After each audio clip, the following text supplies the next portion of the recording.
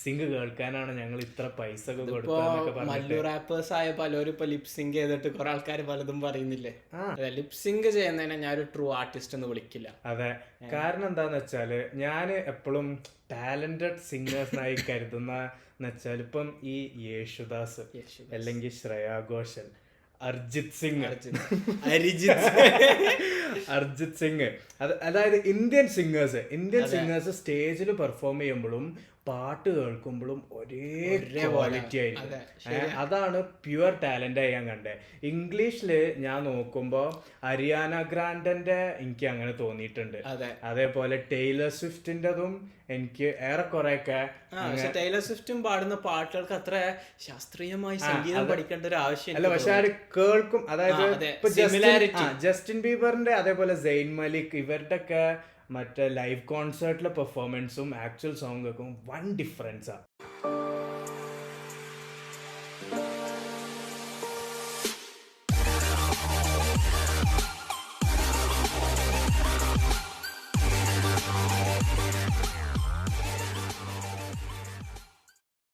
ഹേ guys, ചിരിക്കാനും ചിന്തിപ്പിക്കാനുമുള്ള രണ്ട് ബെസ്റ്റ് ഫ്രണ്ട്സിന്റെ പോഡ്കാസ്റ്റിലോട്ട് വീണ്ടും സ്വാഗതം.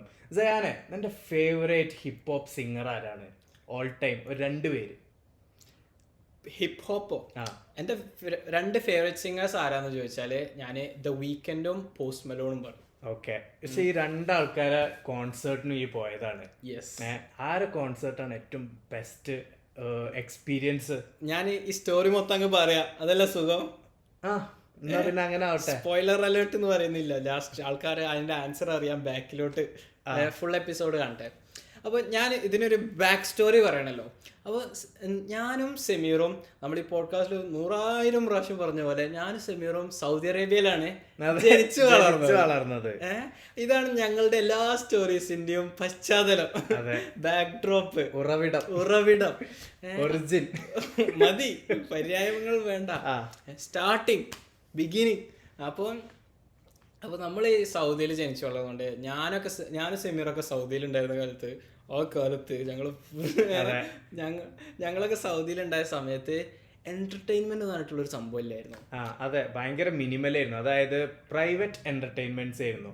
പ്രൈവറ്റ് എന്ന് പറയുമ്പോ അങ്ങനത്തെ പ്രൈവറ്റ് അല്ല, ഈ നീ പോയത് അല്ല, വില്ലാസ് ഒക്കെ ബുക്ക് ചെയ്തിട്ട് മലയാളികളുടെ കൂട്ടായ്മകള് ആരും അറിയാതെ ഏതെങ്കിലും, അതായത് ശബ്ദം ഉണ്ടാക്കി പുറത്തേക്ക് വന്നാലും ഒരു ചുറ്റുവട്ടത്ത് ഒരാളില്ലാത്ത അങ്ങനത്തെ വില്ലയിലൊക്കെ പോയി ബുക്ക് ചെയ്തിട്ട് ഈ നാട്ടിലെ ഈ ആർട്ടിസ്റ്റുകളൊക്കെ വന്നിട്ടുള്ള ഓണാഘോഷം, അല്ലെങ്കിൽ വാർഷികാഘോഷത്തിന് നാട്ടിലെ ചിലപ്പോ ഈ പട്ടുറുമാല് അല്ലെങ്കിൽ ഏതെങ്കിലും ഐഡിയ സ്റ്റാർ സിംഗറിലൊക്കെ വിന്നേഴ്സ് ആയവരൊക്കെ ആയിട്ട് കൊണ്ടുവരിക.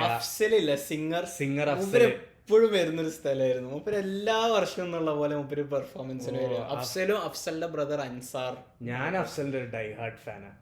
അഫ്സലിന്റെ പാട്ട്, എനിക്ക് അഫ്സലിന്റെ പാട്ട് ഭയങ്കര ഇഷ്ടമാണ്. ചിരിമണി മുല്ല, അടിപൊളി പാട്ടാണ്, അടിപൊളി സെറ്റാ. സോറി, എന്റെ ഫേവറേറ്റ് ആർട്ടിസ്റ്റ് അഫ്സലാണ്. എന്നിട്ടാണ് വീക്കെൻഡ് പോസ്റ്റ്മെല്ലോട്. അപ്പോൾ ഇവര് എന്താ, നമുക്ക് സൗദിയിൽ ഇതില്ലായിരുന്നു. അപ്പൊ ഞങ്ങൾ പറയുന്ന സൗദി BC-യിലാണ്, അതായത് ബിഫോർ ക്രിസ്ത്യാനോ റൊണാൾഡോ.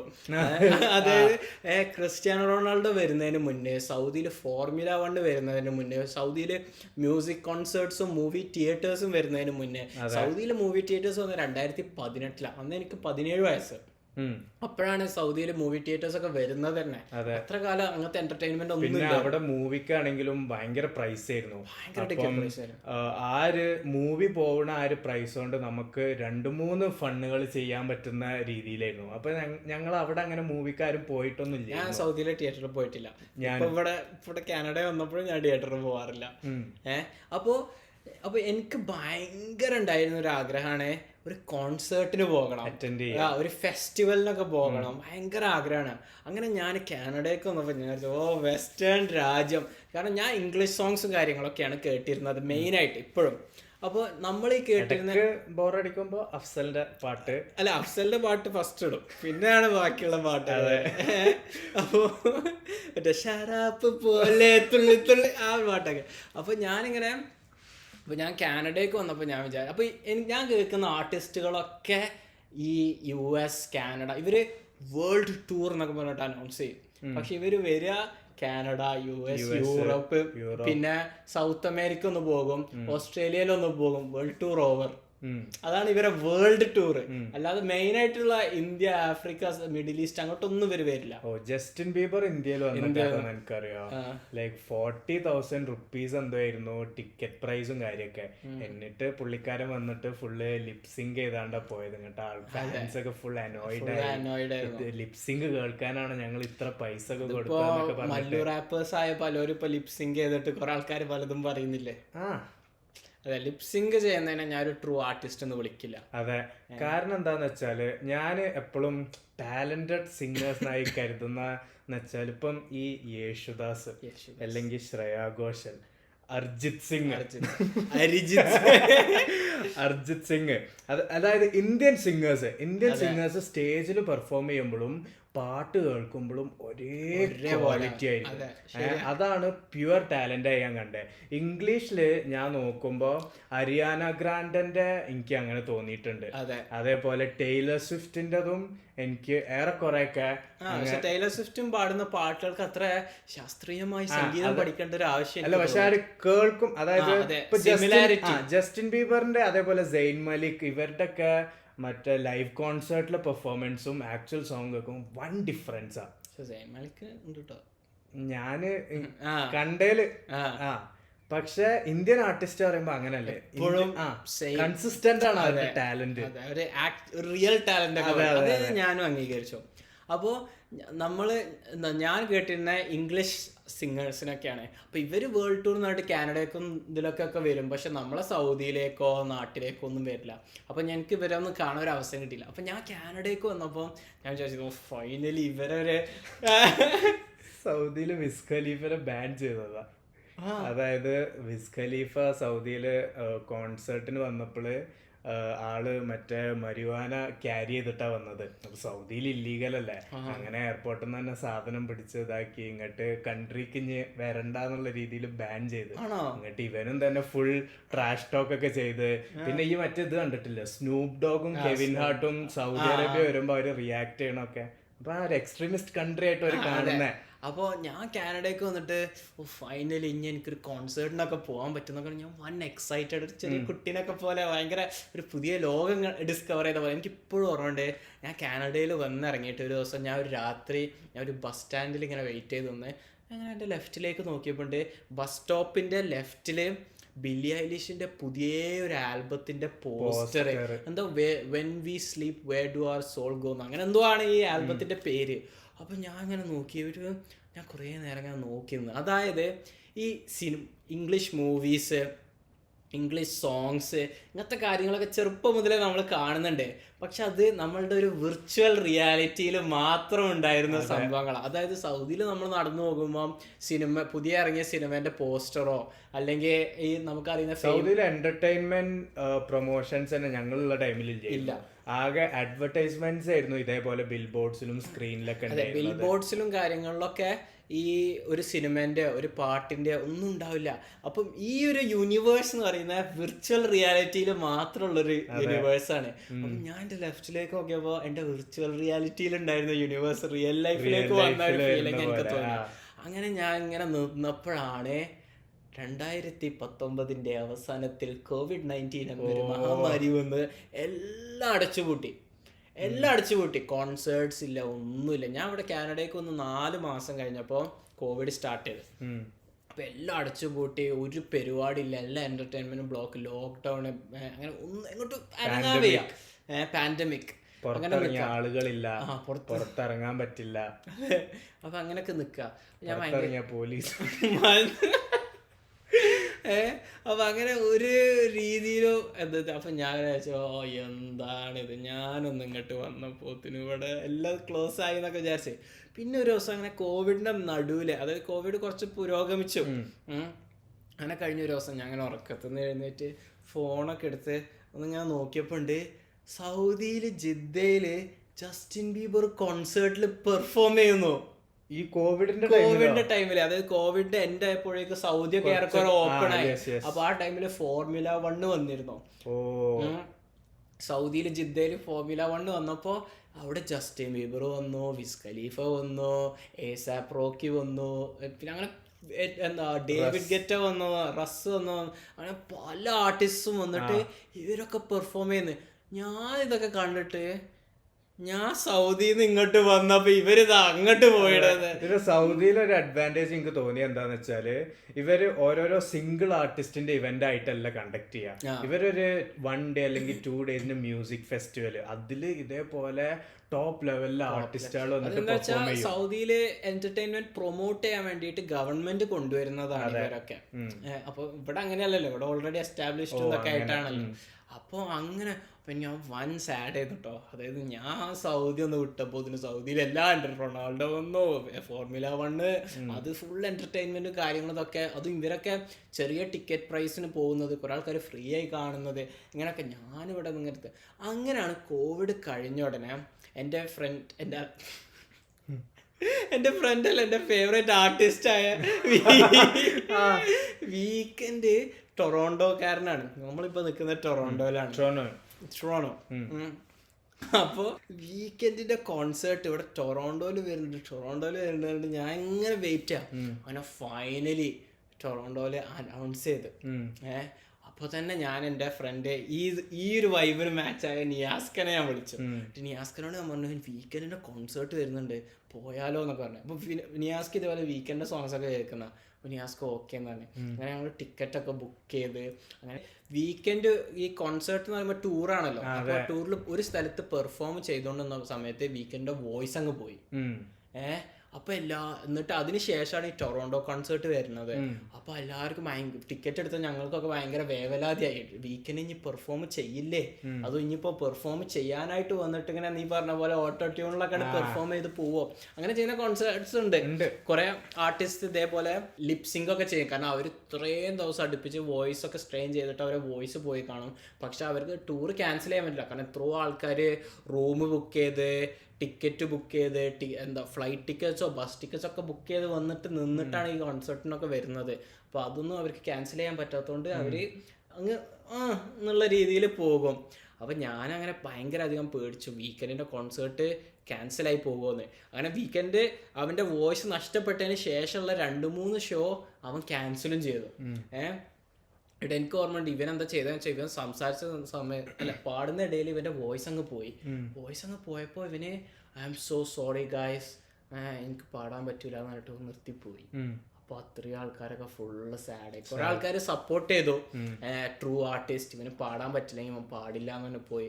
കുറെ ആൾക്കാർ ഞാൻ ഇത്ര ഫ്ലൈറ്റും ഇതൊക്കെ ബുക്ക് ചെയ്തിട്ടാണ് ഈ ഷോ കാണാൻ വന്നത്, ഹോട്ടൽ റൂമും ഇതൊക്കെ ബുക്ക് ചെയ്തിട്ടാണ് വന്നത്, എന്നിട്ട് എന്താ അത് എന്നൊക്കെ പറഞ്ഞിട്ട് എന്നിട്ട് അവർക്ക് റീഫണ്ടൊക്കെ കിട്ടി ടിക്കറ്റിൻ്റെ. അങ്ങനെ വീക്കെൻഡ് അപ്പം ടൊറോണ്ടോയിലേക്ക് വരുമോ വരില്ലേ എന്നിങ്ങനെ വിചാരിച്ചില്ല. അങ്ങനെ വീക്കെൻഡ് അനൗൺസ് ചെയ്തു. അവൻ്റെ വോയിസ് നഷ്ടപ്പെട്ടതിന് ശേഷമുള്ള അവൻ്റെ ഫേസ്റ്റിലെ ടൂറ് അവന് ടൊറോണ്ടോയിലേക്കാണ് വരുന്നതെന്ന്. അങ്ങനെ ടൊറോണ്ടോയിലേക്ക് ഞാൻ നിയാസ്കൊക്കെ പോയി.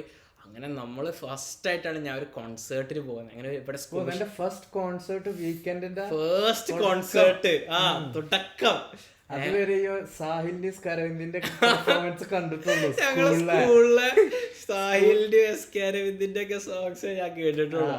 അപ്പം പിന്നെ നീ പറഞ്ഞ പോലെ നമ്മളെ സൗദിയിലുണ്ടാണ് പരിപാടികൾക്ക് അഫ്സല്. പക്ഷെ അത് കോൺസേർട്ട് അല്ല, സ്റ്റേജ് പെർഫോമൻസ് ഡിഫറൻസ് ഉണ്ട്. അപ്പോൾ അങ്ങനെ ഞങ്ങള് ഇവിടെ ഉള്ള സ്കോഷ്യ ബാങ്ക് അറീനല്ല, റോജേഴ്സ് സെന്റർ എന്ന് പറഞ്ഞിട്ടുള്ള ദ ഡോം എന്നറിയപ്പെടുന്ന ആ വലിയൊരു അറീന, അതിൻ്റെ ഉള്ളിലേക്ക് പോയി. അങ്ങനെ പോയപ്പോൾ ഫുൾ ആൾക്കാർ. ഞാൻ കാനഡയിൽ അത്രത്തോളം വൈറ്റ്സിനെ കണ്ട ഒരു ദിവസം. അതെ, മറ്റേ നമ്മൾ കുറെ ഇന്ത്യൻസിനൊക്കെ കാണുമല്ലോ. അപ്പൊ ഇന്ത്യൻസിനൊന്നും കാണാനില്ല, ഫുള്ള് വൈറ്റ്സും ഇതൊക്കെ ആയിട്ട് ഞാനും നിയാസ്ക്ക് മാത്രം അങ്ങനെ അങ്ങനെ പോയി. ഞങ്ങള് സീറ്റ് പിടിച്ചിങ്ങനെ ഇരിക്കുക. അപ്പോൾ വാൻ ലൈറ്റിങ്ങും കാര്യങ്ങളും ഇതൊക്കെ ആയിട്ട് എന്നിട്ട് അങ്ങനെ ഷോ സ്റ്റാർട്ട് ചെയ്തു. തീം എന്തെങ്കിലും ഉണ്ടായിരുന്നു? യെസ്, ഇവന്റെ ഒരു ആൽബം ഉണ്ട്, ആഫ്റ്റർ അവേഴ്സ് എന്ന് പറഞ്ഞിട്ടുള്ള ഒരു ആൽബം. എനിക്ക് വയ്യ. കുറെ ആൾക്കാർ വിചാരിച്ചിട്ടുണ്ട് വീക്കെൻഡിന്റെ ആഫ്റ്റർ അവേഴ്സ് എന്ന് പറഞ്ഞിട്ടുള്ള ആൽബത്തിന്റെ പേര് കേട്ടിട്ടാണ് നമ്മുടെ പോഡ്കാസ്റ്റ്. വേറെ ആരോറ്റ കമന്റ് ചെയ്താൻ കണ്ടിരുന്നു, അതായത് നിങ്ങൾ വീക്കെൻഡിന്റെ ഫാൻസ് ആണോ അതുകൊണ്ടാണ് ആഫ്റ്റർ അവേഴ്സ് ഇട്ടത്.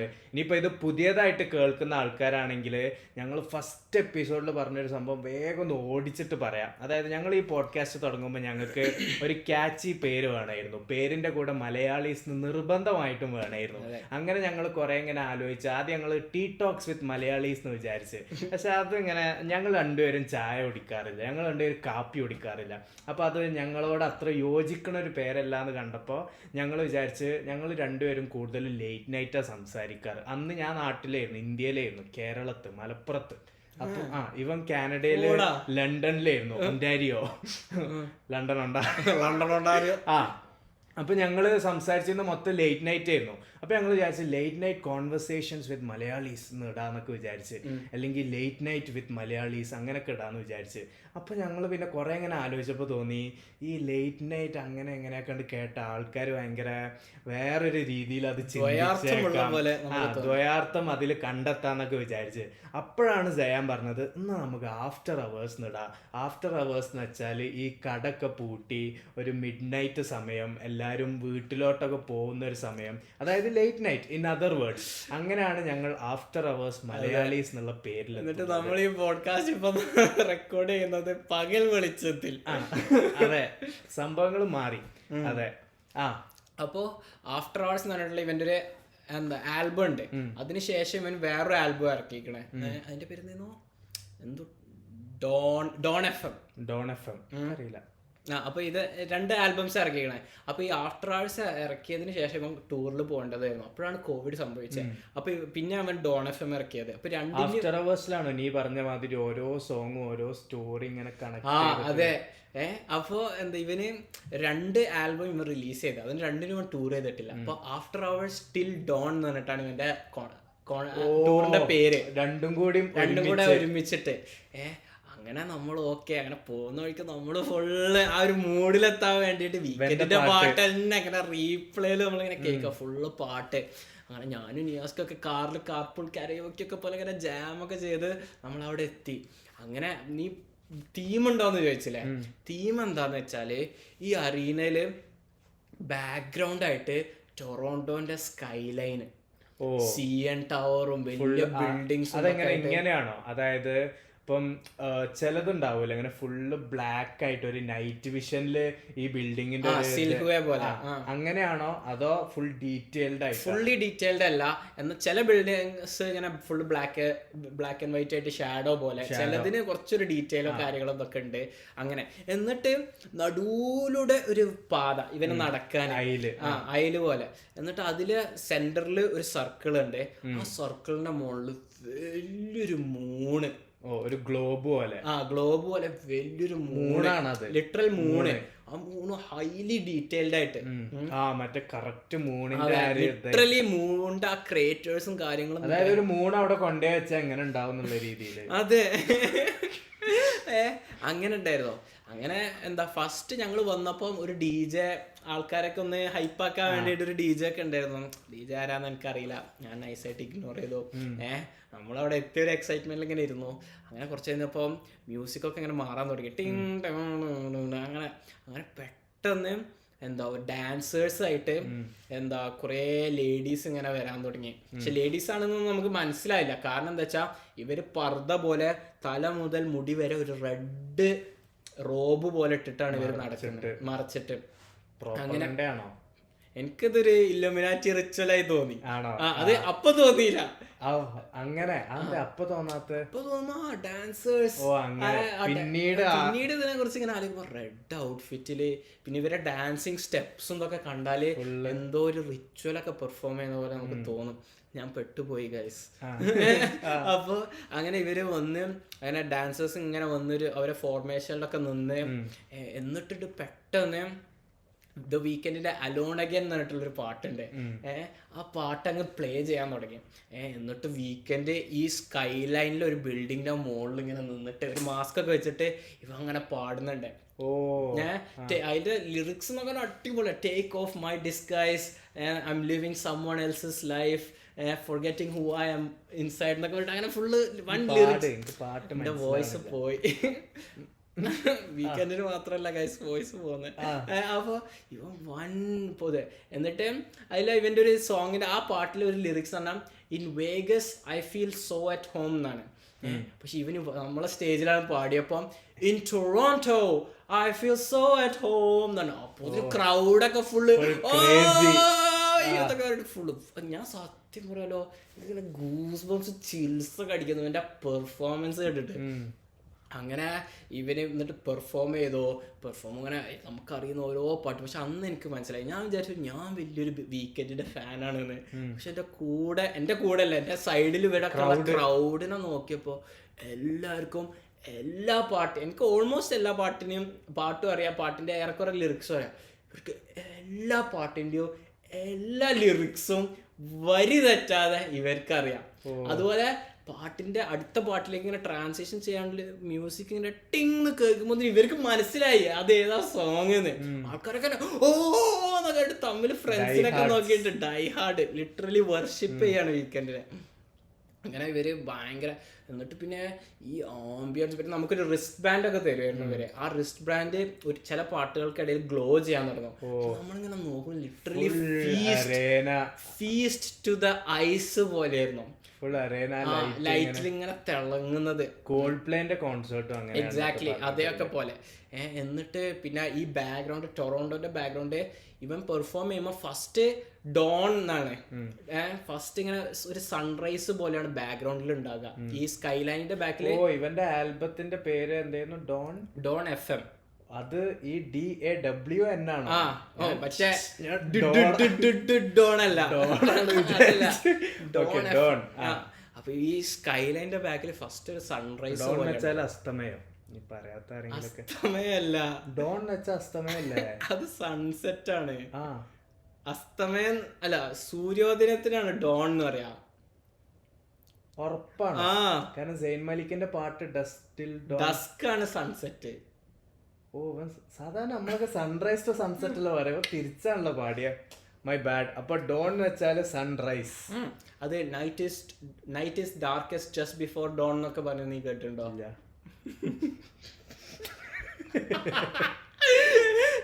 അതായത് സൂര്യോദയത്തിന് അർത്ഥം എനിക്ക് മനസ്സിലായി. സാധനം അതുവരെ കേട്ടിട്ടില്ല, ഇപ്പോഴാണ് കേൾക്കുന്നത്. ഇന്നലെ കേട്ടില്ല. Night is darkest just before dawn എന്നൊക്കെ പറഞ്ഞിട്ട് പറയാറുണ്ട് ആൾക്കാർ.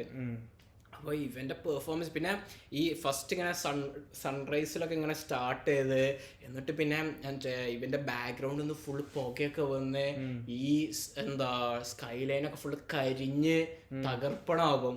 എന്നിട്ട് പിന്നെ റീബിൽഡ് ആകും. പിന്നെ പല തീമിലുള്ള സ്കൈ ലൈന്. ചിലത് എന്ന് പറഞ്ഞാൽ ഒരു ഫ്യൂച്ചറിസ്റ്റിക് സിറ്റി പോലെ ഇവരിങ്ങനെ പല എഫക്ട്സ് ഒക്കെ കൊടുത്തിട്ട് നമുക്ക് ഫീൽ ചെയ്യും ഒരു ഫ്യൂച്ചറിസ്റ്റിക് ബാക്ക്ഗ്രൗണ്ട് പോലെ. ചിലത് ആക്ച്വൽ സ്കൈ ലൈൻ പോലെ. അങ്ങനെ പല രീതിയിലും. എൻ്റെ ലൈഫിൽ ഞാൻ അതുപോലത്തെ ഒരു എക്സ്പീരിയൻസ് ചെയ്തിട്ടില്ല. അത്രക്കും അടിപൊളിയായിരുന്നു. കൊള്ളാം.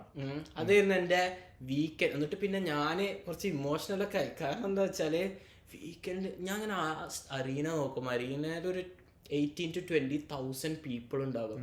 അപ്പം ഞാൻ ഇങ്ങനെ ആലോചിക്കുന്നു, 20,000 ആൾക്കാർ അവരുടെ ഹാർഡ് ഏൺഡ് മണിയൊക്കെ കൊടുത്ത് ഇത്ര എഫേർട്ടൊക്കെ ഇട്ട് ഇവിടെ വന്നത് ഈ ഒറ്റൊരു മനുഷ്യനെ കാണാനാണല്ലോ. ഇവന്റെ ഒരു ഇൻഫ്ലുവൻസ് എത്ര. നമ്മളും ഇങ്ങനൊക്കെ ഒരു പ്രോഗ്രാമും ഇതൊക്കെ ചെയ്തിട്ട് നമ്മളും ഇങ്ങനെ ആഗ്രഹിക്കുന്നുണ്ടല്ലോ, പല ആഗ്രഹങ്ങളും പല സ്വപ്നങ്ങളും നമ്മളും കാണുന്നുണ്ടല്ലോ. അപ്പൊ ഞാൻ ഇങ്ങനെ ആലോചിക്കുക. അപ്പൊ എനിക്ക് വീക്കെൻഡ് നോക്കുമ്പോ പീസ് ഓഫ് മൈസെൽഫ് എനിക്ക് വീക്കെൻഡിൽ അങ്ങനെ കാണാൻ പറ്റിയ പോലെ എനിക്ക് തോന്നി. അപ്പൊ ഞാൻ അങ്ങനെ എന്താല്ലേ അങ്ങനെ ഒരു മനുഷ്യൻ എന്നെ പോലത്തെ he's flesh and blood just like me. പക്ഷെ ഇവന്റെ ആ ഒരു ഇത് നോക്കുന്നൊക്കെ ഉള്ള രീതിയിൽ ഞാനിങ്ങനെ ആലോചിച്ചു. മൈക്കിൾ ജാക്സൺ ഇന്ത്യയിൽ വന്നപ്പോ ഇതേപോലെ ആയിരുന്നല്ലോ. മുംബൈയിലൊക്കെ വന്നപ്പോ എത്രയോ ജനങ്ങളുണ്ടായിരുന്നു പോലും. ഒന്ന് ആലോചിച്ച് നോക്കില്ല. അതെ, ഒരു മനുഷ്യന്റെ ആ ഒരു ഇൻഫ്ലുവൻസ്, ആ ഒരു ഇമ്പാക്റ്റ് എന്നൊക്കെയുള്ള രീതിയിൽ ഞാൻ അങ്ങനെ ആലോചിച്ചു. അതായിരുന്നു ഞാൻ പിന്നെ വീക്കെൻഡിന് കോൺസേർട്ടിന് പോയതിന് ശേഷം ഞാൻ ഒരു കുറച്ച് ദിവസമൊക്കെ ആ ഒരു ട്രാൻസിലായിരുന്നു എന്നൊക്കെ ഉള്ള മാതിരിയായിരുന്നു. അതിങ്ങനെ ആലോചിക്കണം അതിനെ ഫുള്ള്. എന്നിട്ട് പിന്നെ വീക്കെൻഡിന്റെ എനിക്ക് അറിയാത്ത കുറച്ച് സോങ്സ് ഒക്കെ ഞാൻ കേട്ടു നോക്കി. പിന്നെയാണ് എനിക്ക് മനസ്സിലായത് വീക്കെൻഡിന്റെ ഈ ആൽബത്തിൽ ഓരോ സോങ്സും തമ്മിൽ കണക്റ്റഡ് ആയിട്ട് ഭയങ്കര ഡീപ്പ് മീനിങ്ങും കാര്യങ്ങളും ഇതൊക്കെ ഉണ്ട്. നമ്മൾ ഒരിക്കലും പാട്ട് ജസ്റ്റ് കേൾക്കുമ്പോൾ നമുക്ക് മനസ്സിലാവാത്ത പലതും അതിലുണ്ട് എന്നൊക്കെ. ബ്ലൈൻഡിങ് ലൈറ്റ്സിന് എന്തെങ്കിലും കഥ ഉണ്ടോ? അതായത് ഇതൊരു ടോട്ടൽ തീമാണ്, ഓരോന്നോരോന്ന്. ബ്ലൈൻഡിങ് ലൈറ്റ്സ് ഏത് ആൽബത്തിലാ? ആഫ്റ്റർ അവേഴ്സിലുള്ളതാണ്, അതിന്റെ എൻഡിലുള്ളതാണ്. ആ ബ്ലൈൻഡിങ് ലൈറ്റ്സ് ആയിരുന്നു ഇവന്റെ ഫൈനൽ സോങ്.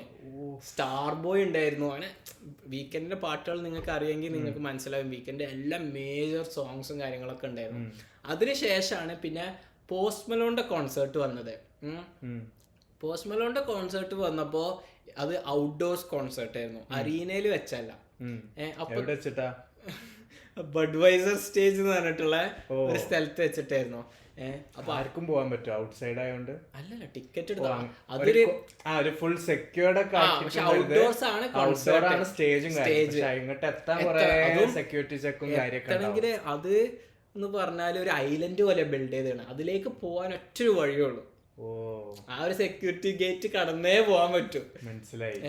അങ്ങനെ പോസ്റ്റ് മെലോണിന്റെ കോൺസേർട്ടിന് ഞാൻ പോയിരുന്നു. അത് അടിപൊളിയായിരുന്നു. പക്ഷെ എനിക്ക് പറ്റിയ പ്രശ്നം എന്താണെന്ന് വെച്ചാല്, ഞാൻ പോയിട്ട് ബെസ്റ്റ് കോൺസേർട്ടായ വീക്കെൻഡിന്റെ കോൺസേർട്ട് ഫസ്റ്റ് പോയി അങ്ങ് കണ്ടു. സ്റ്റാൻഡേർഡ് ബാർ അത്രക്കും സെറ്റായി. അതെ, എന്റെ സ്റ്റാൻഡേർഡ് ബാർ അത്ര ഹൈ ആയിട്ടാ സെറ്റ് ചെയ്തത്. അപ്പൊ പിന്നെ എനിക്ക് ഏത് കോൺസേർട്ട് കണ്ടാലും അത് അടിപൊളിയാണെങ്കിലും എനിക്ക് ആ വീക്കെൻഡിന്റെ അത്ര. വൺ ഡയറക്ഷൻ പയ്യന്റെ ലൂയി ടോംലിൻസൺ, അത് അപ്പൊ പോസ്റ്റ് മെലോണിന്റെ കോൺസെപ്റ്റ് അടിപൊളിയായിരുന്നു. ഇത്രത്തോളം എന്താ സ്റ്റേജ് ഡെക്കറേഷനോ കാര്യങ്ങളോ ഒന്നും ഇല്ലായിരുന്നു. ജസ്റ്റ് സ്ക്രീൻസ് ഉണ്ടായിരുന്നു, ലൈവ് ബാൻഡ് ഉണ്ടായിരുന്നു, വേറെ ഒന്നും ഡാൻസേഴ്സ് അങ്ങനെ ഒന്നും ഇല്ലായിരുന്നു. പക്ഷെ പിന്നെ പോസ്റ്റ് മെലോൺ ടോപ്ലെസ് ആയിരുന്നു. അവന് കുറച്ച് കഴിഞ്ഞിട്ട് ഷർട്ടൊക്കെ ഊരി. അപ്പോ ടോപ്ലെസ് ആയിരുന്നു. അല്ല, ഞാൻ ചോദിക്കത് കൺസേൺ അല്ല, ഈ അടുത്ത് വന്ന ട്രെൻഡാണ് അത് അന്ന് മുതലേ അങ്ങനെയാണോ എനിക്ക് അറിയില്ലല്ലോ. ഈ അടുത്ത് വന്ന എന്ത് ട്രെൻഡ്? അല്ല, പോസ്റ്റ് മെലോണിന്റെ ഈ അടുത്തുള്ള കോൺസേർട്ടിലെ ബിറ്റുകളൊക്കെ ഞാൻ കണ്ടു. അങ്ങനെ അതിലൊന്നും എനിക്ക് ഷർട്ടില്ല. ഇവൻ ഷർട്ടൊക്കെ ഫസ്റ്റ് വന്നപ്പോ ഷർട്ടൊക്കെ ഇട്ടിരുന്നു, പിന്നെ ഷർട്ടൊക്കെ ഊരി അങ്ങനെ പെർഫോം ഒക്കെ ചെയ്ത്. പിന്നെ മതിയായിരുന്നല്ലേ. ഡുവാലിപ്പന്റെ കോൺസേർട്ട് വരുന്നുണ്ട് തന്നെ. ഡുവാലിപ്പ ഒരു പുതിയ ആൽബം അനൗൺസ് ചെയ്തതാണ്. അടിപൊളി ആൽബം, റാഡിക്കൽ ഒപ്റ്റിമിസം എന്ന് പറഞ്ഞിട്ട്. അപ്പൊ കേട്ടോ പാട്ടൊക്കെ സെറ്റാ, അടിപൊളി. ഞാൻ പ്യൂർ പോപ്പ് ജോൺറയിൽ ഒരു ആൽബം കേട്ടിട്ട് കുറെ കാലായി. ഇത് അടിപൊളിയാണ്. പ്യൂർ പോപ്പ് ജോൺറ എന്താ ഡിഫറൻസ്? അതായത് ഈ പോപ്പ് മ്യൂസിക് ഉണ്ട്, ഹിപ്പ് ഹോപ്പ് ഉണ്ട്, റോക്ക് ഉണ്ട്. ഇപ്പത്തെ പല ജോൺറ. ഇപ്പത്തെ ഒരു ആൾക്കാര്, ഇപ്പത്തെ ഒരു ആർട്ടിസ്റ്റ് ഒക്കെ പല ജോൺറസ് കമ്പൈൻ ചെയ്തിട്ട് ഇത് ഹിപ്പ് ഹോപ്പ് ആണോ പോപ്പ് ആണോ പോലെ MMA ഇതൊന്നും ആൾക്കാർക്ക് മനസ്സിലാവില്ല. നീ MMA എന്നൊക്കെ പറയും. അല്ല, മനസ്സിലാണ് കോർ ഫാൻസ് മതി. ബാക്കി എല്ലാവർക്കും MMA എന്ന് വെച്ചാൽ മിക്സ്ഡ് മാർഷ്യൽ ആർട്സ്. അതായത് kung fu, karate, taekwondo, wrestling, kickboxing, muay thai, ഇതൊക്കെ കൂടി മിക്സ് ചെയ്തിട്ടുള്ള ഒരു മാർഷ്യൽ ആർട്സ് ഫോമാണ് MMA. അതെ. അപ്പോൾ പ്യൂർ പോപ്പായിട്ടുള്ള ഒരു ആൽബം ഞാൻ ഇപ്പോൾ അടുത്ത് കേട്ടത് കുറെ കാലത്തിന് ശേഷം. എങ്ങനെ മനസ്സിലാവും ഇത് പ്യൂർ ട്യൂൺ? ഇപ്പൊ ശാസ്ത്രീയ ക്ലാസിക്കൽ മ്യൂസിക് കേട്ടാന്ന് എനിക്ക് മനസ്സിലാവില്ല, അങ്ങനെ മല്ലു റാപ്പ് കേട്ടാന്ന് എനിക്ക് മനസ്സിലാവില്ല. അതേപോലെ തന്നെ സാധാ മെലഡി അല്ലെങ്കിൽ സിനിമാറ്റിക് സോങ്സ് എന്നൊക്കെ പറയുന്നത്. അപ്പോ അങ്ങനെ പോസ്റ്റ് മെലോണിന്റെ കോൺസെപ്റ്റ് അടിപൊളിയായിരുന്നു. പക്ഷെ ഇതേപോലെ പിന്നെ പോസ്റ്റ് മെലോണ് കുറെ ഒക്കെ ലിപ്സിങ് ചെയ്തിട്ടാ പാടിയത്. പാടുന്നുണ്ട്, പക്ഷെ അതിന്റെ ഒപ്പം തന്നെ ബാക്ക്ഗ്രൗണ്ടിലും പാട്ട് വരുന്നുണ്ട്, നമ്മളൊരു ഡാബ്ജി ഒക്കെ പോലെ. അപ്പൊ അങ്ങനെയൊക്കെ ആയിരുന്നു ഉണ്ടായിരുന്നത്.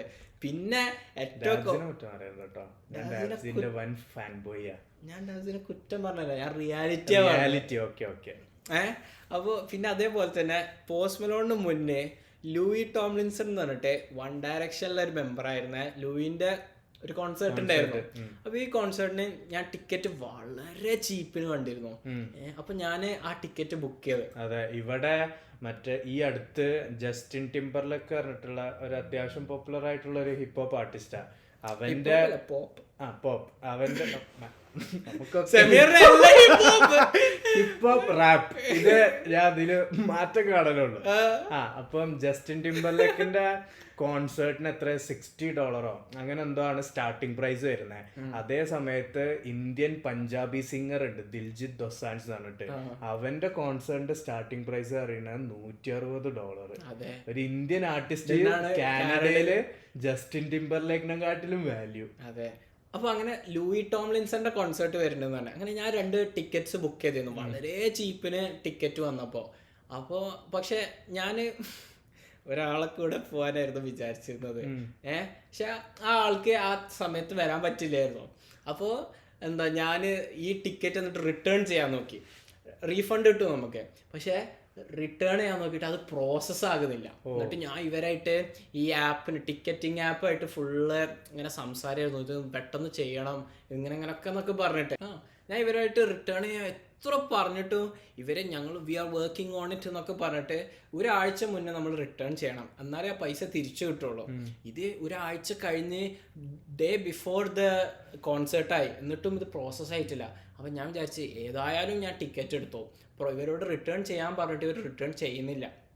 അപ്പൊ ഞാനിപ്പോൾ പോവാതെ റിട്ടേണും കിട്ടിയില്ലെങ്കിൽ രണ്ടും വേസ്റ്റ് ആയി പോയല്ലോ എന്ന് വിചാരിച്ച് അങ്ങനെ ഞാൻ പോകാൻ താല്പര്യമുള്ള എൻ്റെ കസിൻ അൻസലിനോട് ഞാൻ പറഞ്ഞേ ലൂയി ടോംലിൻസന്റെ ഒരു കോൺസേർട്ട് ഉണ്ട് നമുക്ക് പോവാറുണ്ട്. അൻസലിന്റെ ലൂയി ടോംലിൻസൺ ആരാന്ന് പോലും അറിയില്ല, വൺ ഡയറക്ഷൻ അറിയാം. എനിക്കും Louis Tomlinson one direction split ആയിട്ട് സിംഗിൾ ആയിട്ട് ഇറക്കിയ പാട്ടൊന്നും എനിക്കറിയില്ല. പക്ഷെ അത്ര ചീപ്പായിരുന്നു ഈ ടിക്കറ്റ്സ്, എത്ര $25 അങ്ങനെ എന്തോ ഉള്ളൂ, വളരെ ചീപ്പായിട്ട്. അപ്പൊ അതുകൊണ്ടാണ് ഞാൻ എടുത്തത്. അങ്ങനെ ഞാനും അഞ്ചലും പോവാൻ തീരുമാനിച്ചു. അങ്ങനെ ഞങ്ങൾ ഡ്രസ്സ് മാറ്റിയപ്പോൾ ഞാൻ ബ്ലാക്ക് ജീൻസും ഒരു ബ്ലാക്ക് ടീഷർട്ടും ഒരു ജാക്കറ്റും ആണ് ഇട്ടിരുന്നത്.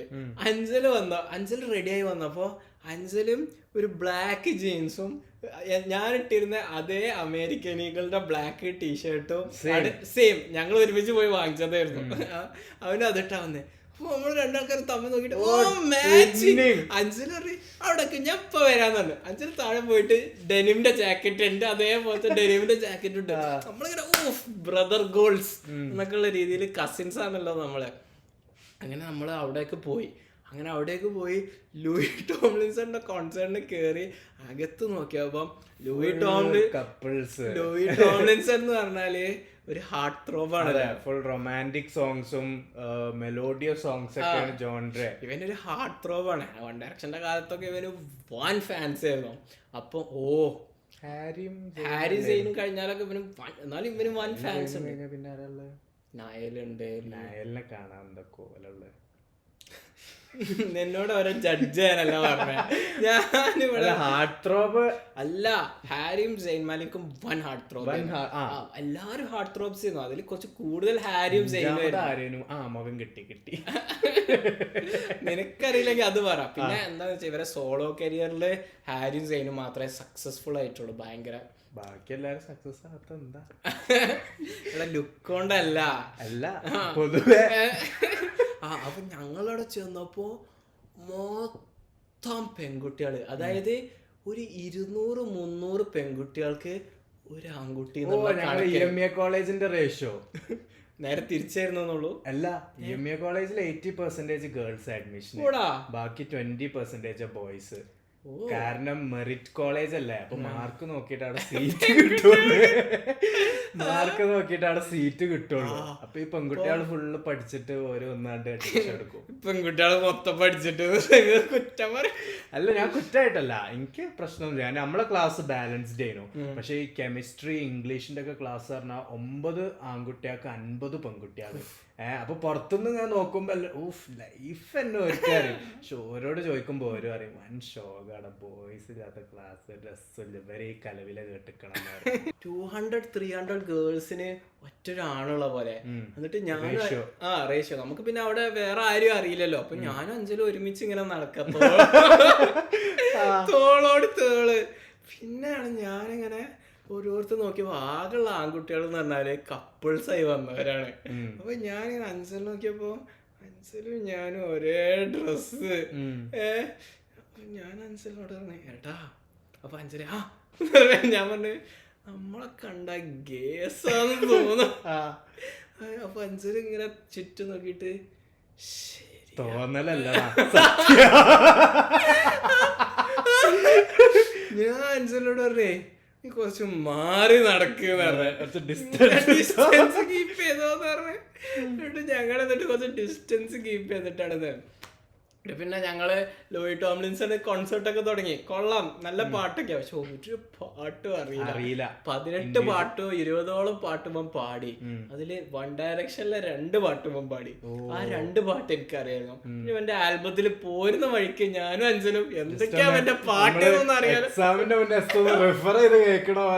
അതെ, എന്താ ഇവന്റെ ഇപ്പത്തെ പാട്ട് എന്നൊന്നും അറിയാതെ ഞങ്ങൾ കുറച്ച് പാട്ട് പ്ലേ ചെയ്തിരുന്നു. അതിലൊരു പാട്ട് ഇവൻ പാടി. ആ 3 പാട്ട് ഞങ്ങൾക്ക് അറിയായിരുന്നു. ബാക്കിയുള്ളതെന്നൊക്കെ പറഞ്ഞാല് ഫുള്ള് ഫാൻസ് ഒക്കെ ടോർച്ച് ലൈറ്റ് ഒക്കെ ഇട്ടിട്ട് ഇങ്ങനെ കയ്യൊക്കെ ആക്കും. നമ്മളും കൂട്ടത്തില് ഇങ്ങനൊക്കെ ആക്കി നിന്ന്. അതായിരുന്നു ലൂയി ടോംലിൻസന്റെ എക്സ്പീരിയൻസ്. എന്നിട്ട് ഞാൻ വീട്ടിലെത്തി 2-3 ദിവസം കഴിഞ്ഞപ്പോ ആ പൈസ അങ്ങ് റീഫണ്ട് ആവുകയും ചെയ്തു. ഫ്രീ ആയിട്ട് കോൺസേർട്ടിന് പോയി. ഇതൊക്കെയായിരുന്നു എന്റെ കാനഡയിലെ കോൺസേർട്ട് സ്റ്റോറീസ്. ഞാനതല്ല, മറ്റേ ഈ ക്രൗഡിന്റെ കാര്യമൊക്കെ ഇങ്ങനെ പറഞ്ഞപ്പോൾ പെട്ടെന്ന് ഓർമ്മയത്. ഞാൻ വർക്ക് പ്ലേസിൽ ഇങ്ങനെ എൻ്റെ ഒരു കൊളീഗ് ഉണ്ട്, കനേഡിയനാ. അപ്പം ഞാൻ ഇവനോട് ഇങ്ങനെ സംസാരിക്കുകയാണ്, ഇങ്ങനെ ഓരോ കാര്യങ്ങളൊക്കെ ഇങ്ങനെ സംസാരിക്കുകയാണ്. അങ്ങനെ ഇവങ്ങനെ സംസാരിക്കുമ്പോൾ എന്നോട് പെട്ടെന്ന് ചോദിച്ച്, ലാസ്റ്റ് വീക്ക് എന്തെങ്കിലും ഇന്ത്യൻ ഫെസ്റ്റിവൽ ഉണ്ടായിരുന്നു ചോദിച്ച്. അപ്പം ഞാൻ പറഞ്ഞ ഇന്ത്യൻ ഫെസ്റ്റിവൽ, എന്ത് ഫെസ്റ്റിവൽ ചോദിച്ച്. അപ്പം അറിയില്ല, എൻ്റെ കസിൻ പറഞ്ഞതാണ് പറഞ്ഞ്. അപ്പം ഞാൻ പേരെന്തെങ്കിലും അറിയും, പേരൊന്നും അറിയില്ല. എൻ്റെ കസിൻ പറഞ്ഞ വാട്ടർലൂ സ്ക്വയറിൻ്റെ ആയിക്കൂടെ പോയപ്പോൾ കുറേ ആൾക്കാർ ഇന്ത്യൻസ് സെലിബ്രേറ്റ് ചെയ്യുന്ന കണ്ട് എന്നൊക്കെ പറഞ്ഞേ. അപ്പോഴാണ് എനിക്ക് മനസ്സിലായത് ഇവർ ഈ സെലിബ്രേഷൻ എന്ന് പറയുന്ന ഒരു സംഭവം എന്താന്ന് വെച്ചാൽ, ഇന്ത്യ വേഴ്സസ് പാകിസ്ഥാൻ കളി ക്രിക്കറ്റ് മാച്ച് വാട്ടർലൂ സ്ക്വയറിൽ അവിടെ പബ്ലിക്കലി ഷോ ചെയ്തിരുന്നു. വാട്ടർലൂ വിട്ടപ്പോ വാട്ടർലൂ അങ്ങ് പുരോഗമിച്ചല്ലോ. പബ്ലിക്കായിട്ട് ഇവര് മാച്ച് സ്ട്രീം ചെയ്തിരുന്നു. എന്നിട്ട് ഈ ഇന്ത്യൻ ഫാൻസും പാകിസ്ഥാൻ ഫാൻസും ഒക്കെ വന്നിട്ട് ലൈക്ക് ഫുൾ, അതായത് ഒരു സ്റ്റേഡിയത്തിലൊക്കെ ഇരുന്ന് കളി കാണുന്ന പോലെ ഫുൾ ബഹളും കാര്യമൊക്കെ ആയിട്ട് ഭയങ്കര ഓളത്തില്. എന്നിട്ട് അതാണ് ഇവന്റെ കസിൻ വിചാരിച്ചത്, ഓ ഇന്ത്യൻസിന് എന്തോ ഫെസ്റ്റിവൽ. ഒരു കണക്കിന് നോക്കുകയാണെങ്കിൽ ശരിയാണ്, നമ്മള് ഇന്ത്യൻസ് പൊതുവെ ക്രിക്കറ്റ് അത്രയൊരു ഫെസ്റ്റിവൽ ആയിട്ട് തന്നെയാണ് കാണല്. ഞാൻ കണ്ടത് എന്താണെന്ന് വെച്ചാൽ ഇവിടെ കാനഡയിലെ സിനിപ്ലെക്സ്, അതായത് കാനഡയിലെ മൂവി തിയേറ്ററില് കുറച്ച് ഇന്ത്യൻ നമ്മളെ ഉപ്പമാരൊക്കെ പ്രായമുള്ള ആൾക്കാർ പോയിട്ട് ഇന്ത്യന്റെ ജേഴ്സി ഒക്കെ ഇട്ട് പോയിട്ട് ഇന്ത്യന്റെ കളി കാണണം എന്ന് പറഞ്ഞു. അപ്പൊ ഇവര് പറഞ്ഞു ഇവിടെ നാട്ടിലെ തിയേറ്ററിൽ തന്നെ ഇടുന്നില്ല. എന്നിട്ട് ഇവര് ഈ ഇന്ത്യക്കാരന് ഉറക്ക ചൂടാവാ ഈ പെണ്ണിനോട്. ഈ പെണ്ണ് എന്ത് ചെയ്യാനാ, ജസ്റ്റ് ഓർഡർ എടുക്കുക, പോപ്കോൺ ഉണ്ടാക്കി കൊടുക്കാന്നല്ലാതെ, ടിക്കറ്റ് കൊടുക്കാന്നല്ലാതെ ഈ പെണ്ണിന് വേറെ എന്ത് അതോറിറ്റി അല്ലേ. ആ പെണ്ണിനോട് അങ്ങോട്ട് ചൂടാവര്. Why you want to this എന്നൊക്കെ പറഞ്ഞിട്ട് അങ്ങോട്ട് ചൂടാ. നമ്മളെ ഉപ്പാന്റെ പ്രായമുണ്ട് ഈ ആൾക്കാർ. ഇന്ത്യന്റെ കോമഡി എന്തായാലും ഇവര് നാട്ടിലാണെങ്കിൽ ഈ ചൂടാവലുണ്ടാവില്ല.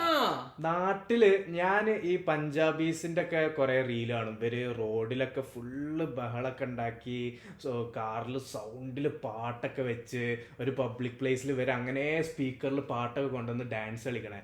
അതിൽ കമന്റ്സിലൊക്കെ നോക്കുമ്പോൾ ഈ പഞ്ചാബീസ് ആൾക്കാർ തന്നെ കമന്റ് ഇടും, ഇവര് ഇന്ത്യയിൽ അതായത് പഞ്ചാബിൽ ഇങ്ങനെ ഒരു സംഭവം നടക്കണവർ കണ്ടിട്ടല്ല, പക്ഷെ ഇവിടെ വരുമ്പോ ഇവർക്ക് എല്ലാവർക്കും മനസ്സിലാവുന്നില്ലോ. അതായത് ഇവിടുത്തെ ആൾക്കാർ വൺ പൊളൈറ്റ് ആണ്, വൺ സ്വീറ്റ് ആണ്. അതുകൊണ്ട് ഇവരോട് അങ്ങോട്ട് ചൂടായ തിരിച്ചൊന്നും പറയില്ല എന്ന് അറിയുന്നോണ്ടാണോന്നോ എന്താന്ന് എനിക്കറിയില്ല. അങ്ങോട്ട് ചൂട്. അതും അതുപോലെ സ്കൂളിലോ കോളേജിലോ പഠിക്കുന്ന ചെറിയൊരു പെൺകുട്ടിയാണ് ഈ ഫ്രണ്ട് കൗണ്ടറിൽ നിൽക്കുന്നത്. ഈ പെൺകുട്ടി കനേഡിയനും ആണ് കണ്ടിട്ട് ഒരു ലുക്ക് വൈസ്. ഈ കനേഡിയൻസിനൊന്നും ഒരാൾ ഇത്രയും ചൂടാവല് കേട്ട എക്സ്പീരിയൻസ് ഉണ്ടാവില്ല.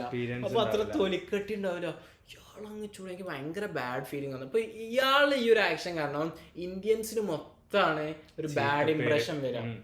അതേപോലെ ഇവിടെ ടൊറോണ്ടോയിലെ നെയ്തൻ ഫിലിപ്പ് സ്ക്വയറിലെ fusion and taste of India എന്ന് പറഞ്ഞിട്ട് ഇന്ത്യന്റെ ഒരു കൾച്ചറൽ റെപ്രസെന്റേഷൻ ഇവന്റ് ഒക്കെ ഉണ്ടായിരുന്നു. അത് അടിപൊളി. ഞാൻ എല്ലാരും പറഞ്ഞു കേട്ടോ, ഡാൻസ് ഇവന്റ്സും അതില് നമ്മളെ ഏഞ്ചലിന്റെ ബെസ്റ്റ് ഫ്രണ്ട് പെർഫോം ചെയ്യുന്നുണ്ടായിരുന്നു ഭരതനാട്യം. എന്നിട്ട് അപ്പൊ ഞാൻ എന്റെ ഷോപ്പിന്റെ 10 മിനിറ്റ് നടക്കാനുള്ള ദൂരം. അപ്പൊ ഞാൻ പോയിരുന്നു, ഏഞ്ചലും ഉണ്ടായിരുന്നു. ഞങ്ങള് കണ്ട് അങ്ങനെ ഏഞ്ചലിനെ എന്നിട്ട് ഞാൻ പറഞ്ഞു ഷോപ്പ് കാണാൻ. അങ്ങനെ ഏഞ്ചൽ എൻ്റെ ഷോപ്പൊക്കെ കാണാൻ വന്ന് നമ്മളെ ക്രെപ്സും മിൽക്ക് ഷേക്കും ഒക്കെ ട്രൈ ചെയ്ത് ഏഞ്ചലിന് ഇഷ്ടപ്പെട്ടു. അങ്ങനെയൊക്കെ പോയി. അങ്ങനെ കോമഡി എന്താണെന്ന് വെച്ചാൽ ഏഞ്ചലിനെ ഞാൻ തിരിച്ചാക്കിയിട്ട് ഏഞ്ചലിനോട് ഞാൻ പിറ്റേ ദിവസം ഈ സെയിം ഇവൻ്റ് ഉണ്ട്, 2 ദിവസമാണ് ഇവൻ്റ്, സെയിം പെർഫോമൻസസ് തന്നെ. ഈ ദിവസം കാണാൻ പറ്റാത്ത ആൾക്കാർക്ക് പിറ്റേ ദിവസം കാണാം. എന്നിട്ട് ആ ദിവസം ഞാൻ മാത്രമേ ഒന്ന് വർക്ക് ചെയ്തിരുന്നത് ഷോപ്പിൽ. അപ്പം ഞാൻ ഏഞ്ചലിനോട് പറഞ്ഞു വാ എന്ന് പറഞ്ഞേ. അപ്പോൾ ഏഞ്ചൽ പറയാ എനിക്ക് ഒറ്റക്ക് വരാൻ പേടിയാന്ന്. അതെന്തേ അന്ന് ഞാൻ ഏഞ്ചലിനെ കടയിലേക്ക് കൊണ്ടുവന്നിട്ട് ഞാൻ ഏഞ്ചലിനോട് പറഞ്ഞു ഒറ്റക്ക് തിരിച്ചു പൊക്കോന്ന് പറഞ്ഞു. അപ്പോൾ ഏഞ്ചൽ അല്ല എനിക്ക് പേടിയാന്ന് പറഞ്ഞു. അപ്പം ഞാൻ തമാശ പറയാൻ വിചാരിച്ചു. പക്ഷെ ഞാനും തമാശക്കാണ് ഒറ്റക്ക് പൊക്കോന്ന് പറഞ്ഞത്. ഞാൻ എന്തായാലും കൊണ്ടാക്കും. അപ്പോൾ ഞാൻ ഏഞ്ചലിനെ എന്നിട്ട് കൊണ്ടാക്കി.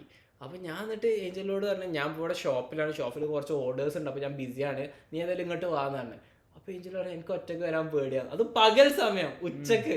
അപ്പോൾ ഏഞ്ചൽ അപ്പോൾ ഏഞ്ചൽ പറഞ്ഞു എനിക്ക് പേടിയാണ്. അപ്പോൾ ഞാൻ ഏഞ്ചൽ പറഞ്ഞു സ്ട്രോങ് ഇൻഡിപെൻഡൻറ്റ് വുമനാന്നൊക്കെ പറഞ്ഞിട്ട് പേടി. അപ്പോൾ ഏഞ്ചൽ പറയാം എനിക്ക് പേടിയാടാ എന്ന് പറഞ്ഞു.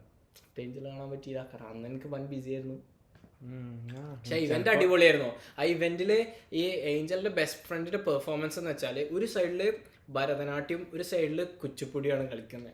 നടുവില് മോഹിനിയാട്ടം ഇല്ല, ഇനിയിപ്പോ മോഹിനിയാട്ടമായിരുന്നു. ഭരതനാട്യവും വൈറ്റ് ഡ്രസ്സിലാണെങ്കിൽ മോഹിനിയാട്ടം, അത് വൈറ്റ് അല്ലായിരുന്നു. അപ്പം ഇപ്പൊ ഇവര് രണ്ടാൾക്കാർ 2 ഗ്രൂപ്പായിട്ടാണ് ഡാൻസ് കളിക്കുന്നത് ഒരേ സമയത്ത്. കുച്ചിപ്പുടി പാത്രത്തിലാണ് കളിക്കുക അല്ലേ? പക്ഷെ ഇത് പാത്രമല്ലായിരുന്നു. ഭരതനാട്യം, കുച്ചിപ്പുടി, മോഹിനിയാട്ടം, പിന്നെ ഇനിയിപ്പോ ഓട്ടം തുള്ളല, കഥകളി. അപ്പൊ അല്ല കുച്ചിപ്പുടി തന്നെ ആയിരുന്നു ഏഞ്ചൽ പറഞ്ഞത്. അപ്പൊ ഞാനും വിചാരിച്ചിരുന്നു ഇതിലൊന്നും പ്ലേറ്റ് വേണ്ട. ഞാൻ പിന്നെ ചോദിച്ചു നാണം കെടാതൊന്നുമില്ല. അപ്പൊ ഇവരിങ്ങനെ കളിക്കാം തോന്നുന്നത് കുച്ചിപ്പുടി തന്നെയാണ്. അപ്പൊ അപ്പൊ ഇവര് ഡാൻസ് തുടങ്ങി. ഡാൻസ് കഴിയുമ്പോ 3 ആൾക്കാർ ഒരു സൈഡിലേക്ക്, 3 ആൾക്കാർ മറ്റേ സൈഡിലേക്ക് പോയിട്ട് ഒരു ഡാൻസ് തുടങ്ങി. അപ്പോൾ ഇവരിങ്ങനെ കളിക്കുക. അപ്പോൾ ഒരാള്, അപ്പോൾ ഞാൻ ഏഞ്ചൽ എൻ്റെ സൈഡിൽ വീഡിയോ എടുക്കില്ല, ഏഞ്ചലുണ്ട്. ഞാൻ ഏഞ്ചലോട് തന്നെ ഈ ലെഫ്റ്റ് സൈഡിലുള്ള ആൾക്കാർ റൈറ്റ് സൈഡിലുള്ള ആൾക്കാർ തീരെ കോർഡിനേഷൻ ഇല്ല. ഞാൻ പറഞ്ഞു ഇവര് തമ്മിൽ തീരെ കോർഡിനേഷൻ ഇല്ല കേട്ടോ. അപ്പൊ ഏഞ്ചലിനോട് പറഞ്ഞു ലെഫ്റ്റ് സൈഡിലും ഭരതനാട്യം, റൈറ്റ് സൈഡിലും കുച്ചിപ്പുടി തന്നെ. ഞാൻ പറഞ്ഞു ഓക്കെ. അപ്പോഴാണ്, അതുകൊണ്ടാണ് ഞാൻ പിന്നെ കുച്ചിപ്പുടിയിൽ പാത്രം വേണ്ടെന്നൊന്നും ചോദിക്കാതെ നിൽക്കാന്നുള്ളത്. അപ്പൊ തന്നെ എനിക്ക് മനസ്സിലായോ ഈ കാര്യത്തിൽ എനിക്ക് തീരെ അറിവില്ലാന്ന്. പക്ഷെ അടിപൊളിയായിരുന്നു കേട്ടോ, ഭയങ്കര നൈസായിട്ട്. Indians made us proud. അതെ, ഇത്രയും പറഞ്ഞുകൊണ്ട് ഞങ്ങൾ എല്ലാ എപ്പിസോഡിലും ഇല്ല, പക്ഷെ ചില എപ്പിസോഡിൽ ചെയ്യുന്ന പോലെ ഞങ്ങൾ മെമ്മറബിൾ ഫീഡ്ബാക്സ് വായിക്കുകയാണ്. അതായത് ഒന്ന് വെരി എൻ്റർടൈനിങ് 5 stars. ഞങ്ങൾക്ക് ആപ്പിൾ പോഡ്കാസ്റ്റിലാണ് ഇത് വന്നു. അതിൻ്റെ താഴെ അവർ എഴുതിക്കാണ് I have recently stumbled upon this podcast and I must say I'm really enjoying listening to the friendly banter between these 2 friends. Keep up the good work! Thank you so much. വായിക്കുമ്പോൾ തന്നെ ഒരു കുളിര് കയറുന്നു. ഇനി അടുത്തത് good listen 5 star. വീണ്ടും 5 star. 5ല് 4.8 rating ആണ് നമുക്ക് ആപ്പിൾ പോഡ്കാസ്റ്റിലുള്ളത്. ആകെ 10 ആൾക്കാർ റേറ്റ് ചെയ്തു 5 star. ഒരാളത്തെ 4 star ഇട്ടല്ല 4.8 ആയത്. Good listen. Keep doing what you do, guys. Although I'm not the same age as you, a lot of the things that you guys talk about is very relatable and gives a nostalgic feeling while listening. അതാണ് nostalgia മാത്രമല്ല, ഏത് പ്രായക്കാർക്കും enjoy ചെയ്യാൻ പറ്റുന്ന podcast. നിർബന്ധമുള്ള കാര്യമായിരുന്നു. അതുകൊണ്ടാണ് നമ്മുടെ പോഡ്കാസ്റ്റിലെ പല ടോപ്പിക്സ് നമ്മൾ ഫാമിലി ഫ്രണ്ട്ലി ആക്കി വെക്കുന്നത്. 5 star റേറ്റിംഗിനെ കുറിച്ച് പറഞ്ഞപ്പോൾ ഞാൻ ഇന്ന് പോയി മുടി വെട്ടിയേ. അപ്പോൾ മുടി വെട്ടിയപ്പോൾ നിനക്കറിയാലോ കാനഡയിൽ മുടി വെട്ടാന്ന് പറഞ്ഞാല് ഭയങ്കര ഒരു എക്സ്പെൻസീവ് സംഭവമാണ്. അതെ, നാട്ടിൽ മുടി വെട്ടാൻ എത്ര രൂപ?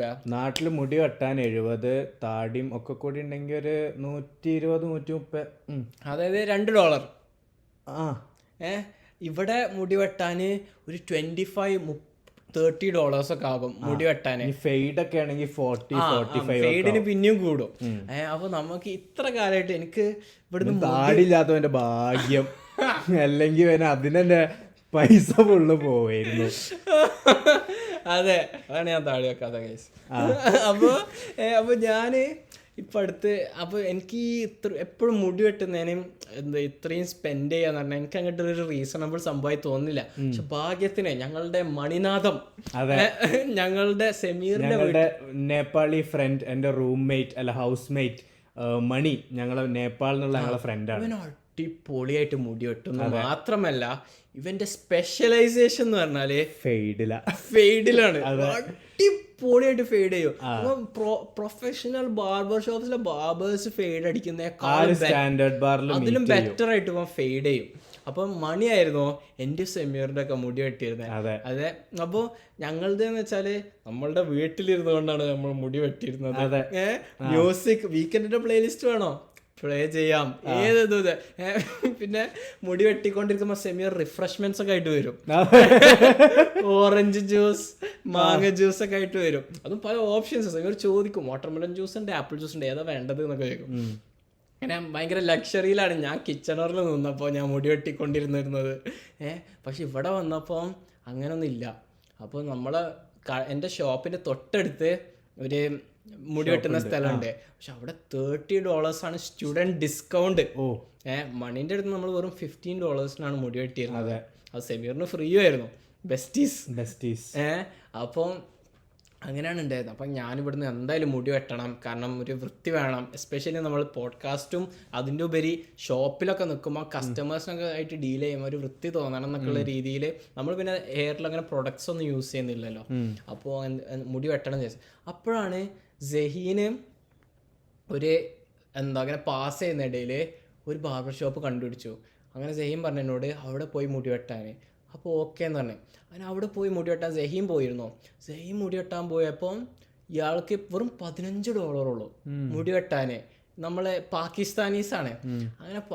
അങ്ങനെ ജഹീൻ പറഞ്ഞ് പേ ചെയ്യാൻ വന്നപ്പോൾ ഇവരുണ്ട് ക്യാഷ് ഉള്ളിന്ന്. അപ്പോൾ ജഹീൻ പറഞ്ഞു എൻ്റെ ഫസ്റ്റ് ടൈമാണ്, എനിക്കറിയില്ല. അപ്പോൾ ഇവർ പറഞ്ഞു ഓക്കെ എന്നാൽ നിനക്ക് ക്രെഡിറ്റ് കാർഡിൽ പേ ചെയ്യാന്ന് പറഞ്ഞിട്ട് അങ്ങനെ മെഷീൻ കൊണ്ടുവന്നു. സെയിം പേ ചെയ്തിട്ട് അപ്പോൾ ടാക്സും കാര്യങ്ങളും ഇതൊക്കെ വരുമല്ലോ ക്രെഡിറ്റ് കാർഡാവുമ്പോൾ. അപ്പോൾ ആ ടാക്സ് എടുത്തിട്ട് സെയിന് പൈസ തിരിച്ചു കൊടുത്തു. ടാക്സ് എനിക്ക് വേണ്ട. അപ്പോൾ സെയിം പറഞ്ഞ അല്ല എനിക്ക് ഈ പൈസ വേണ്ട, നിങ്ങൾ വെച്ചോ. അപ്പോൾ അല്ലല്ല വേണ്ട, ടിപ്പും ഇല്ല. ഇയാൾക്ക് ടിപ്പ് വേണ്ട, വെറും 15 ഫിക്സ്ഡ്. അങ്ങനെ സെയിം പറഞ്ഞ നീ അവിടെ പോയിക്കോന്ന്. അങ്ങനെ ഞാൻ ഇന്ന് പോയി മുടി വെട്ടാൻ പോയപ്പോൾ അവിടെ ഇവര് പിസ്ത,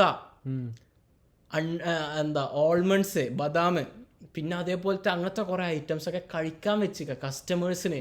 ഞാൻ മനസ്സിൽ ഇവരിത് ചാരിറ്റി ആണോ റൺ ചെയ്യണത്? അത് ഭയങ്കര എക്സ്പെൻസീവ് അല്ലേ? ഇവര് അതൊക്കെ വെച്ചുക. അപ്പോൾ ഞാൻ നേരെ വന്നപ്പോൾ തന്നെ ഫ്രീ ആയിട്ട് ചെയർ ഉണ്ടായിരുന്നു. ഞാൻ പോയിരുന്നു, മുടി വെട്ടി കഴിഞ്ഞ് ഇറങ്ങിയപ്പം ഇയാൾ എന്നോട് പറഞ്ഞു നിന്റെ ഫസ്റ്റ് ടൈമാണോ അവിടെ? ആന്ന് പറഞ്ഞേ. അപ്പം എന്നോട് പറഞ്ഞു വാ ഇവിടെ ഇരിക്ക്, എന്നിട്ട് ഇതാ പിസ്തയൊക്കെ കഴിക്കുന്നതാണ്. മുടി വെട്ടി കഴിഞ്ഞതിന് ശേഷം ഞാനിങ്ങനെ അപ്പം എന്നോട് പറഞ്ഞു ഗൂഗിളിൽ റിവ്യൂ ഇടുമെന്ന് ചോദിച്ചു. അപ്പം ഞാൻ ഓഫ് കോഴ്സ് തന്നെ. അപ്പോഴാണ് ഞാൻ ഈ 5 സ്റ്റാർ റിവ്യൂ എടുത്ത് പേർക്ക് ഞാൻ പറഞ്ഞു best hair dresser in Toronto എന്നൊക്കെ. നല്ല റിട്ടേണിങ് കസ്റ്റമേഴ്സ് വരും ഇങ്ങനെ ആവുമ്പോൾ. അതെ, എന്താലേ കൊള്ളാം. ഷോപ്പ് എങ്ങനെ ചെറുതാണോ അതോ? അല്ല, പ്രോപ്പർ ബാർബർ ഷോപ്പ്, ഒരു രീതിയിലും കോംപ്രമൈസ് ഇല്ല. അതും ടൊറോണ്ടോയിൽ ഒരു അത്യാവശ്യം നല്ല സ്ഥലത്താണ്, നെയ്ബർഹുഡിലാണ് ഉള്ളത്. ഇതും കൂടി പറഞ്ഞുകൊണ്ട് നമുക്ക് ഈ എപ്പിസോഡ് നിർത്താം. യൂട്യൂബിലാണ് ഈ കമൻറ്റ് വന്നത്. കുറേ നാളായി കമൻറ്റ് ചെയ്യണം വിചാരിക്കണം, ബട്ട് പിന്നെ ചെയ്യാം എന്ന് വിചാരിച്ച് എന്ന് വെച്ച് 104 എപ്പിസോഡ്സായി. സോ ഈ എപ്പിസോഡിൽ തന്നെ കമൻറ്റ് ചെയ്യുക വിചാരിച്ചാൽ ഒരു കാര്യമുണ്ട്. ആഫ്റ്റർ അവേഴ്സ് മലയാളീസ് എന്നൊരു പോഡ്കാസ്റ്റ് ഉണ്ട് എന്ന് ഞാൻ ആദ്യമായിട്ട് അറിയുന്നത് പർപ്പിൾ പോഡ്കാസ്റ്റിൽ നിങ്ങൾ വന്നപ്പോഴാണ്. അതെ, ഞങ്ങൾ പണ്ട് ഒരു ഇനീഷ്യൽ ടൈമിൽ ഞങ്ങളെ പോഡ്കാസ്റ്റിൽ ഗസ്റ്റായിട്ട് വന്ന അഞ്ജലിൻ്റെ ഒരു പോഡ്കാസ്റ്റ് ഉണ്ട്, പേർപ്പിൾ പോഡ്കാസ്റ്റ്. അതിൽ ഞങ്ങൾ ഗസ്റ്റായിട്ട് പോയിട്ടുണ്ടായിരുന്നു. അന്ന് അവരുടെ കണ്ണിൽ ഞങ്ങൾ വലിയ ആൾക്കാരൊക്കെ ആയിരുന്നു.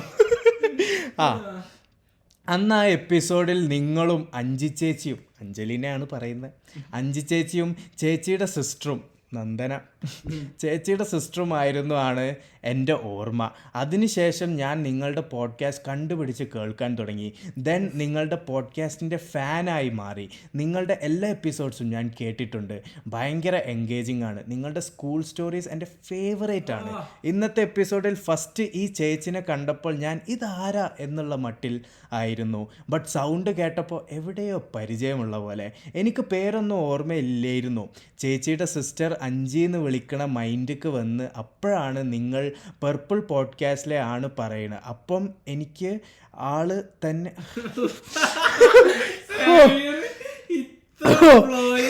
ക്ഷീണിച്ച് ഞാന് എന്ത് മംഗ്ലീഷ് അത്. എനിക്ക് പേരൊന്നും ഓർമ്മയില്ലായിരുന്നു. ചേച്ചിയുടെ സിസ്റ്റർ അഞ്ചിന്ന് വിളിക്കണ മൈൻഡിക്ക് വന്ന് അപ്പോഴാണ് നിങ്ങൾ പർപ്പിൾ പോഡ്കാസ്റ്റിലാണ് പറയുന്നത്. അപ്പം നിങ്ങൾക്ക് ആള്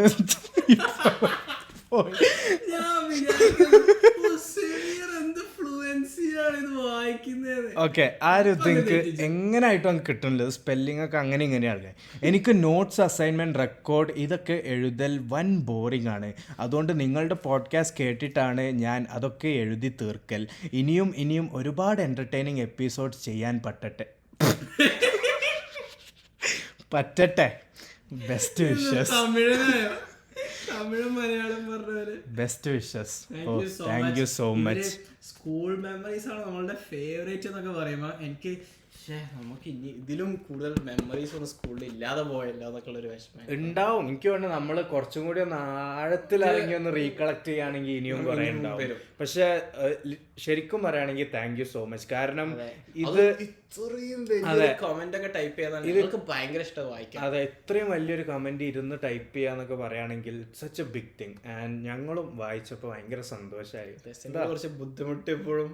അതെ, അല്ല ഞാൻ ഭയങ്കര എന്റർടൈനിങ്. ചില സ്ഥലത്തൊക്കെ ഇത്തിരി ബുദ്ധിമുട്ടി, പ്രശ്നമല്ല. മംഗ്ലീഷിൽ കുറച്ച് അക്ഷരത്തെറ്റുണ്ട്. അതെ, ഞാൻ കണക്കാക്കുന്നില്ല.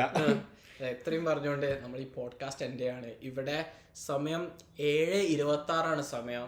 ഞാൻ ഇവിടെ പുറത്തെന്താ കാലാവസ്ഥ എന്നറിയില്ല, പക്ഷെ അകത്ത് വൻ ചൂടാണ്. പുറത്തും ഇന്ന് നല്ല ചൂടായിരുന്നു ഉച്ചക്കൊക്കെ. അപ്പം ഒരു 20 ഡിഗ്രി വെച്ചാൽ നമുക്ക് ഇവിടെ 2 അംബ്രല്ല ലൈറ്റ്സ് ഉണ്ട്. ഞാൻ ഈ ജാക്കറ്റ് ഇട്ടിട്ട് എനിക്ക് ചൂടെടുക്കുന്നു. പിന്നെ ഈ അപ്പാർട്ട്മെന്റിൽ എയർ കണ്ടീഷനിങ്ങും അത്ര പ്രോപ്പർ അല്ല. ഹീറ്റിംഗ് സിസ്റ്റം അടിപൊളി, പക്ഷെ കൂളിംഗ് ഇല്ല. അപ്പോൾ വൻ ചൂടാണ്. അപ്പൊ ഇത്രയും പറഞ്ഞുകൊണ്ട് ഈ എപ്പിസോഡ് ഞങ്ങൾ നിർത്തുന്നു. This is your favourite host Sameer Roshan. Sukhanidra and Zayan Zakir. Peace out. Peace out.